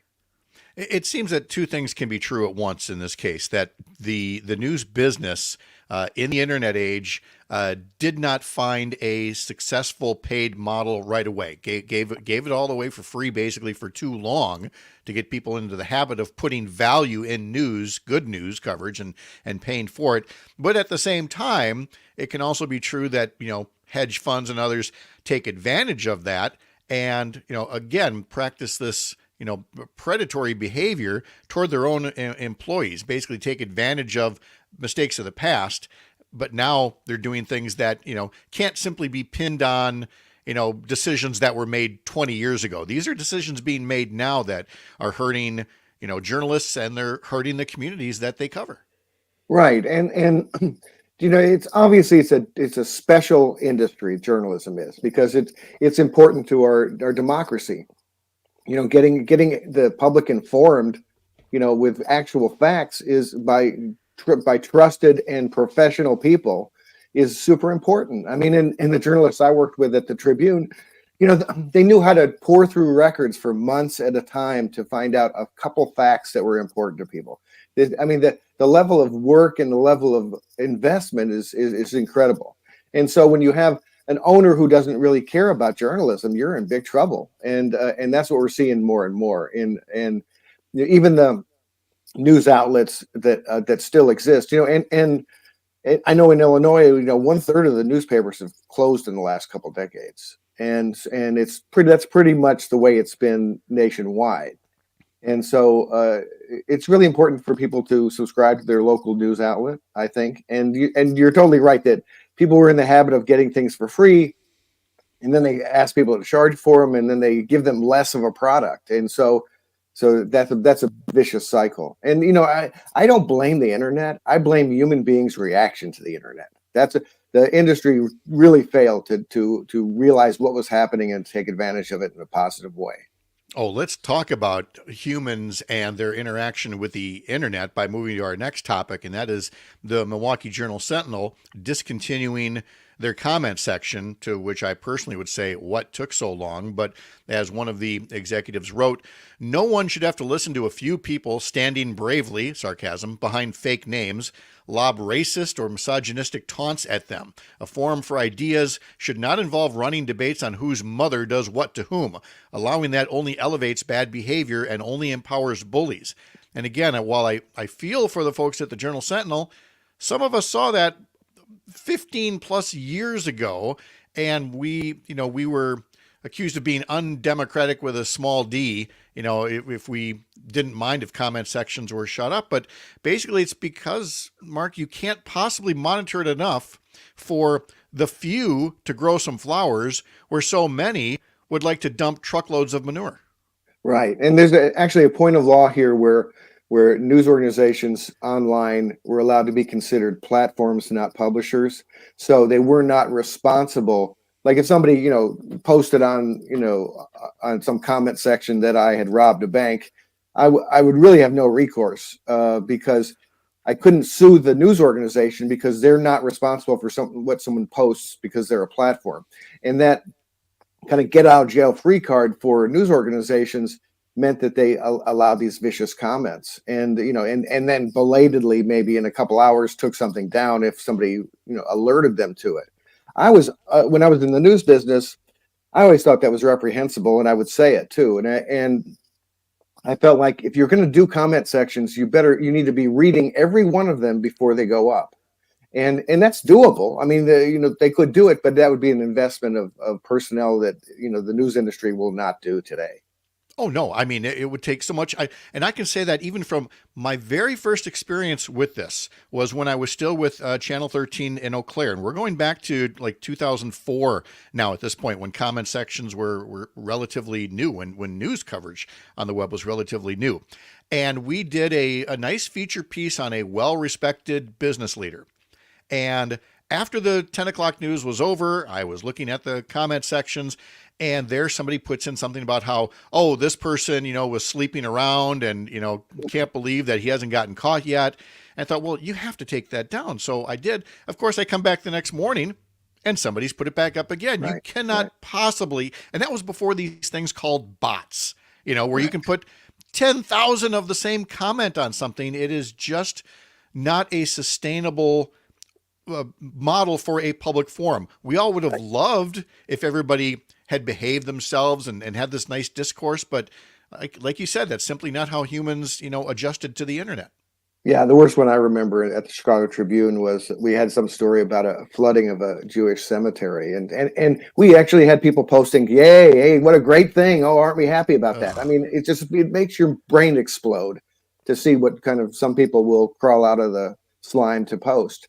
And so it's a good move by the Milwaukee newspaper. I'm glad they're doing that because, frankly, Pat, though, I would rather that they allow this discourse, but monitor it so the horrible stuff doesn't go up. But that's, as I said, it's just impossible from a staff perspective. Oh, yeah. Unfortunately, it is. Won't dwell on this too much. It seems to be a thing every week, but I did notice people reacting to the fact that ABC News this week did another voter story saying that it's important to know why 72 million people supported him last time around. And Jennifer Schultz writes, look, 81 million people voted for Joe Biden in 2020. Where's the ABC story talking to Biden voters? This is, I can't believe I'm still saying this in 2024. This is still a thing. Yeah. I actually talked to Jennifer about that. And she asked me kind of why I thought that was, why this obsession, especially from the two coasts, the news organizations in the two coasts, why they're obsessed with going to diners and talking to Trump voters. And my view is that they don't understand Trump voters at all. They're in their coffee shops on in New York and LA, and they're not they think this flyover country is just a giant mystery. And so because it's a mystery, they have to like launch some anthropological mission to go find out who are these strange people and what are they doing. Well, I used to live in Arkansas, and I have people know in my family from various political stripes, and I understand I think I understand Trump voters, and I don't think they're any more mysterious than leftists or independents. I mean, so this obsession with going to every diner in America and talking to every Trump voter for yet another story that says pretty much the same thing, which is that that the propaganda has been successful and that their minds have been taken over by Fox News. I think it's tiresome journalism. It's just idiotic. And honestly, it is a parallel to the comment section. And it's not that journalists shouldn't interview, quote unquote, real people. There's a place for that, but I would much rather see more coverage of the policies, the positions, the lies or the truths that would inform these voters rather than asking them, what do you think today? You should be wanting to inform them today. I mean, that's right. That's my 2 cents on it. Yeah. And I think just smarter journalism would be to find different demographic slices, like talk to Trump voters who are in the medical field and have to administer vaccines but may not believe in them, or talk to Black Trump voters. That seems like, since there are so few of them, that seems like a more interesting story. But talking to the same old white folks in diners in small towns is not. It just doesn't break any new ground. So show some imagination, and also. I don't see the same kind of thing with Biden voters. It just seems like they're not, because they understand Biden voters. That's the thing. That's the real kind of embarrassing truth here is all their friends are Biden voters. So because actually, when you look at it demographically, among college graduates, there are many more Biden voters than Trump voters, and various other kind of upper income levels. So these journalists who are part of the elite, we went to a big journalism school and we work in New York City. People, they understand Biden voters, so they don't assign those stories. It's more of this personal curiosity thing that they do. You have another edition of Media Misses, a short video with Stephen Beschloss, and you take up a political piece that assures folks 4 more years of Trump wouldn't turn the U.S. into a dictatorship. And you write, excuse us for not being assured at all. Tell us more about that. Yeah, this is a Turkish journalist who's now at the Brookings Institute, and she says, well, I saw it happen in Turkey, and it took more than 4 years. So if Trump gets reelected, we don't have to worry. Can't do it. He can't create a dictatorship in 4 years. Which is, idiotic. I mean, I think she says it's a bad thing. We got to work against Trump's authoritarian ways. So good for her. But this assurance is wrong. And she says there's no need for panic. Yeah, there is need for panic. People need to be very concerned, and they need to do things about it.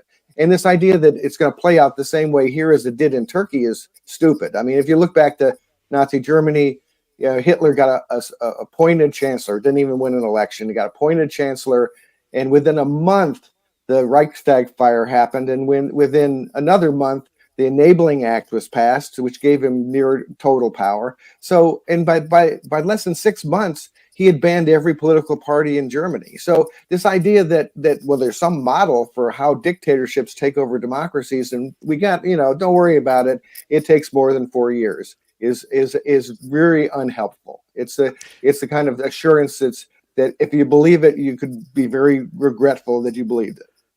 Let me close on a positive note here. You reposted something on your Twitter feed that said, if anyone wonders why anyone would still be a journalist, it's to write paragraphs like this. And it's a great paragraph where somebody says he did not donate or pledge $11 million to AIPAC, even though he was listed as a donor. They show the documentation with a wire transfer, and so the other person stopped responding. It's like you said before, it's that kind of investigating to get to actual truth. that tells you why people still want to go into journalism today. Right, and it's knowing that you get lied to. I mean, this is what the great realizations when you're a young journalist is that people will just plain lie to you, and that you better go check it out. And that but it's hard to find the facts. I mean, the great journalists I've worked with, they spend a lot of time trying to find paper, trying to FOIA, emails, all the ways, the professional ways that professional journalists find out fact. It's not just repeating crap that you saw on Fox News, which is a lot of what Twitter is. That's exactly it. No baby birds allowed. Do the actual fact digging. Mark Jacob, thank you so much as always. Have a great weekend. Talk to you later. All right, coming up next, Dan Schumacher, and we'll head into the weekend talking about what's up for sports. You're Up North. I got you. WAUK. How you doing, young man? Good. What's up? What's happening? Not much. Just ready for the weekend here. So yeah, you got a busy one up there? I do. I've got hockey and 2 basketball games today, and same thing for tomorrow. All right. So it's all day events next 2 days, and then hey, next Friday I can't be on the show. Oh, okay. Just so you know. Noted. All right. Are you going to Vegas to go see Dead and Company at the Sphere? I haven't got my tickets yet, but I did sign up for pre-sale. Nice. Yeah. I want to go see Fish when they're there. Yeah, they'll be the next on the docket probably. Yeah. All right, back in 20. All right.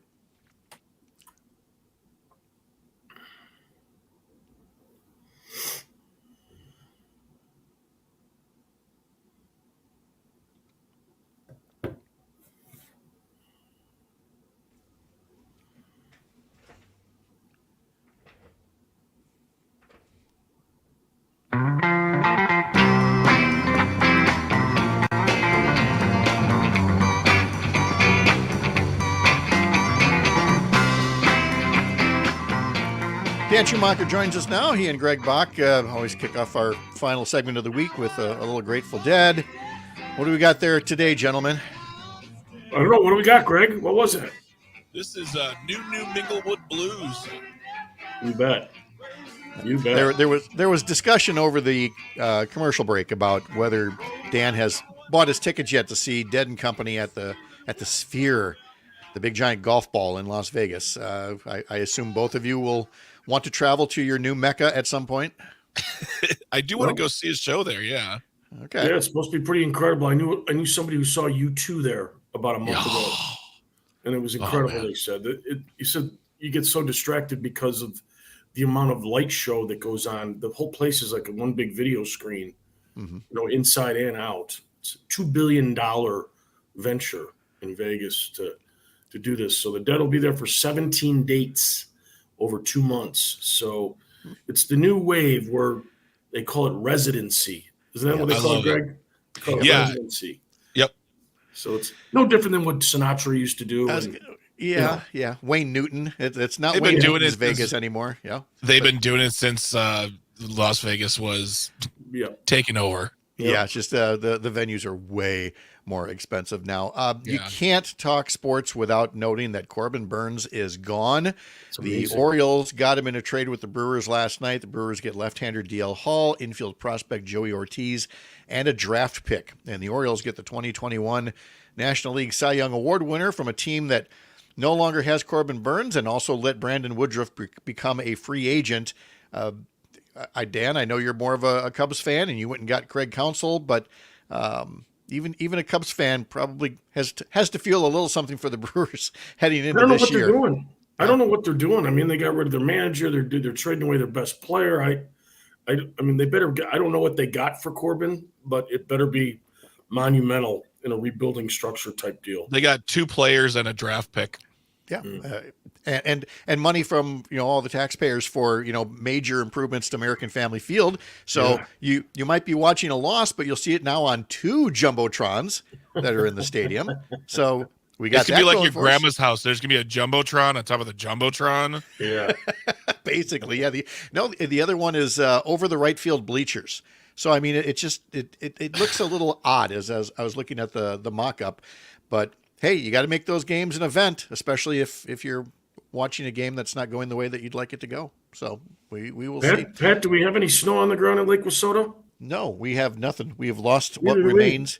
Yeah, there's still just there's enough ice on there that some folks still feel like they can walk across it. And I posted on my social media feed a video I took of somebody walking across from the Lake Wissota golf course, walking across just that whole bay that's in front of my place. Yeah. And then for the background, instead of a song, I picked up a George Carlin routine about there sure are a lot of stupid people in the world, and I thought it might time out to him going through the ice, but he lived this time. But Well, there's lots of cancellations, as you know. The big tournament there on Lake Wissota has been canceled for ice fishing. jigs up. Yep. The place up here, places all around here, they've canceled. But there's still knuckleheads that go out on the big bay and ice fish. They walk very slowly out there. But walking slowly, that'll defy gravity. Yeah, exactly. If the ice is thin, good luck with that, You guys. see, if you walk slowly, gravity won't get you. That's like why it is pretty amazing how it hurts the economy up here when you don't have the ice. I am genuinely worried about the Hayward area. I know that there is snow on the Birkebeiner trailhead, but there's not much else, and I'm again, I don't want to get ahead of myself with what's going to happen with the Berkey, but I'm concerned. Yeah. We had one of the guys, Sean, their communications director, and he said flat out in the interview, is like, we might have to cancel it. We're going to make the announcement because we don't have the manpower to shovel snow from the forest to the. So it might be canceled. Yeah. I know they brought in snow in the past downtown. Yeah. To the finish line in that area, but yeah, to get it out in the woods and do that, I mean, there's just nothing to work with either. I mean, no, there's not. So if you can't do the outdoor sports, you concentrate on the indoor, and the indoor sports scene, not good for the Badger men last night. Since the year 2000, when Wisconsin's been leading by 15 or more points at halftime, their record is 120 wins and 0 losses. It's now 120 wins and 1 loss after Nebraska erased an 18-point second-half deficit to beat the 6th-ranked Badger men 80-72 in overtime. I think they were getting ahead of themselves, anticipating that matchup in Madison with 2nd-ranked Purdue on Sunday, Dan. That happens to teams. It does. But I'll tell you what, Badger athletics is hot, to be honest with you. I mean, you've got men's hockey basketball teams. The Holy hockey cow. teams are in the top 10. Top 4 for the Badger men, top 2 for the Badger women. My good. And you know what else I want to ask you about was, speaking of college hockey, the River Falls women. Last I checked, 21-0. Yep. With 2 games to go. They were just here in Ashland last weekend and played. We played hard, but they're the number 1 team in the nation. They've had a long history of success, and I think this might be their year that they win that national championship in women's hockey. They're just too strong, too fast, and too big, which is weird to say for a women's sport, but they have some big, tall ladies on that with long reach and can really fire the puck. So I watched the first hand last weekend, and they're a fun group to watch. I'll bet. The Blue Gold women are ranked 7th in the nation. The Blue Gold men ranked 14th, and UW-Stevens Point ranked 8th in the nation. Back to the Badgers. The Badger men take on 9th-ranked Minnesota at the Kohl Center tonight and tomorrow. The Badger women are also playing at home at LeBon Arena against 10th-ranked St. Cloud State in a Saturday-Sunday series. Mentioned the Badger men will be hosting Purdue on Sunday. Let's see. We've got the Marquette men are next at Georgetown tomorrow. So that gets you up to date on that. And the Bucks, they are in Dallas on Saturday. 0-2 right now under Doc Rivers. Anybody ready to sound some alarms? I think it's interesting. Another interesting moves that the Bucks have made along with the Brewers. It's kind of a head scratcher, but we haven't talked about, Pat, is football. And how about last weekend's game? I mean, I think Dan Campbell should never go to Vegas to bet on anything. 2 times in a row he had a chance to get points on the road, and he chose to go for it. That's a tough one to try to explain. That's been the big debate this week is if you've got this go for it mentality, at one point you kind of have to check yourself based on the situation. But we're gonna have plenty of time to talk up the Super Bowl as well, because I mean we didn't even get to Taylor Swift. which is a good thing. We'll get to that. We'll get to all that some other time. You're Dan, fine, Dan. It's fine. Oh my God. Dan, you head into the weekend. Enjoy it. We'll talk to you a little later. See you guys. Have a good Greg, day. Thank you. Laughing Tap, going to be some great shows today or this Heck weekend. All right. Heck So enjoy all of that as well. Enjoy your weekend, folks. Thanks for joining us. Keep it right here on the Civic Media Radio Network. See you Monday.